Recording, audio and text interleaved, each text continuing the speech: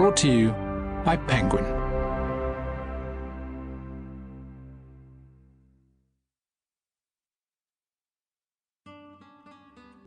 Che Guevara, A Revolutionary Life by Jon Lee Anderson. For Erica, and in memory of my mother, Barbara Joy Anderson, 1928 to 1994.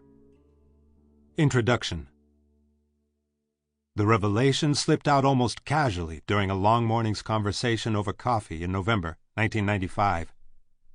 Sitting in the garden of his private walled compound on the outskirts of the Bolivian city of Santa Cruz, retired General Mario Vargas Salinas divulged to me his role in the secret burial of the man he had helped hunt down 28 years earlier, the Argentine-born revolutionary Ernesto Che Guevara. The general's confession broke silence on one of Latin America's most enduring mysteries. After his capture and murder by the Bolivian military, and in the presence of a CIA agent in October 1967, the body of Fidel Castro's right-hand man had vanished. In his Santa Cruz garden, Vargas Salinas disclosed that he had been part of a nocturnal burial detail. The Che's body, minus his hands, which had been amputated, and those of several of his comrades were buried in a mass grave near the dirt airstrip outside the little mountain town of Valle Grande in central Bolivia. The officers who had defeated the world's most charismatic guerrilla fighter sought to deny him a burial place that would become a place of public homage. With his disappearance, they hoped, the myth of Che Guevara would end.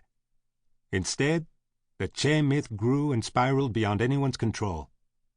Millions mourned his passing. Poets and philosophers wrote impassioned eulogies to him. Musicians composed tributes, and painters rendered his portrait in a myriad of heroic poses.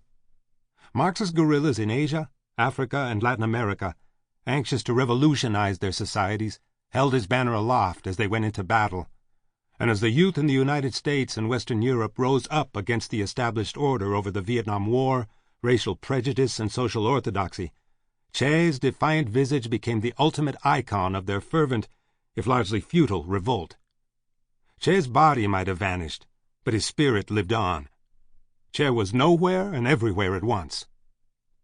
Who was this man who, at the age of 36, had left his wife and 5 children, as well as given up his honorary citizenship, ministerial position, and commander's rank in revolutionary Cuba, in hopes of sparking a continental revolution?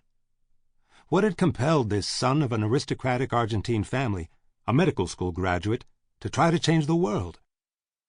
These were questions I'd been trying to answer for some time. I first became interested in Che in the late 1980s, while researching a book I was writing about modern-day guerrillas.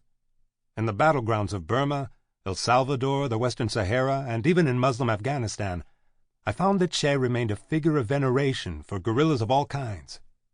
His writings on guerrilla warfare, but even more, the revolutionary principles he seemed to exemplify, self-sacrifice, honesty, and dedication to the cause, had transcended time and ideology to nurture and inspire new generations of fighters and dreamers.